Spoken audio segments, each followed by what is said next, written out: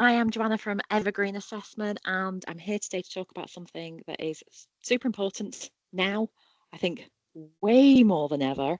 And it's something that I wouldn't miss, actually. I would always include it. But if you'd asked me 10 years ago to write you a report, if you wanted me to do some CRC scheme work for you, I wouldn't be including this. And so it just shows how my mind has changed around these things. And what I'm talking about is audit trails. So providing evidence that backs up what is in your report. And I think this is increasingly more important with greenwash and more scrutiny on non-financial data. So I will show you an example of something that it's been anonymized, but you'll get the idea. And here it's an audit trail is that evidence that backs up the numbers that you're putting out in a carbon reduction plan or in an ESG report. And this I'm now producing as a matter of course for every single carbon reduction plan that I produce. I say, this is how I got to these numbers. And rather than just presenting, oh, and these are your numbers within the report, it actually backs it up. Now I'm telling clients, hey, just stick this in a folder, don't worry about it. But if I get hit by a bus tomorrow and you need somebody to pick this up, this is where my thinking is. This is how I got to those numbers. Next year, if I'm not your consultant, hopefully somebody can pick this up and actually interrogate it. Or we will be at some point moved to the space where non-financial data is audited more routinely. And I'm currently doing a piece of work for a large real estate firm where I'm doing a revisit of net zero carbon pathway aligned to the latest frameworks. And part of that is picking up the baseline data from like, God, 2020, picking up that data and trying to verify it. I know that there will be nothing backing up the figure that I can find in that report. This would have really, really helped. And I'm not asking you to spend an inordinate amount of time on a document that will go in a folder and may not be read. Use AI.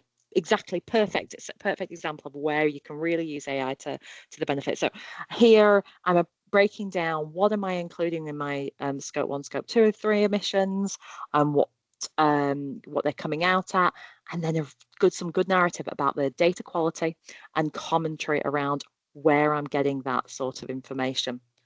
Boundaries. How did you mark your boundaries? In the Evergreen assessment, it's super important because if you're aiming for a level 4, you need to be including your global boundaries, not just what's happening in the UK. You need to set it out really clearly in your ESG report, but I want to open that up as to how I made that decisions about my boundaries within this document here.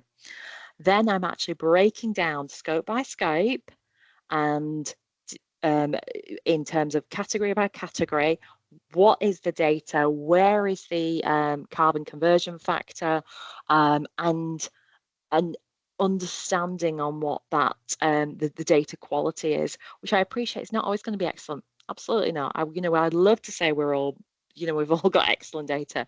We don't. A lot of it we're still working on estimates, and that's fine. But it's making it nice and clear. I like to see it obviously in the ESG report, but here it goes into even more depth. And then assumptions and limitations and gaps. Okay, so thinking about, for instance, purchase goods. How did I assume that? Well, I used spend-based estimates on this because I didn't have the supplier data. It wasn't available to me. So what's a risk there? Well, I may actually completely miss what those emissions are because I'm not using actual data. I'm fudging it.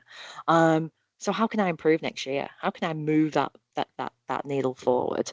And I'm asking that this sort of document is contained within your evidence pack.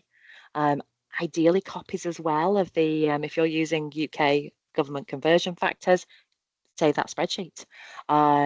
Save other things as well, invoices. Fuel card reports, expense claims, all that backs up. So should an auditor pick up your ESG report, that it contains that content behind it. And does sound a little painful. I know it does. It's you know it's it kind of it's a it encourages you to be nice and tidy and organized, but it's really essential. So yeah, I thoroughly recommend that that you get on with this. It's important. It's important. So yeah, evidence your work, please.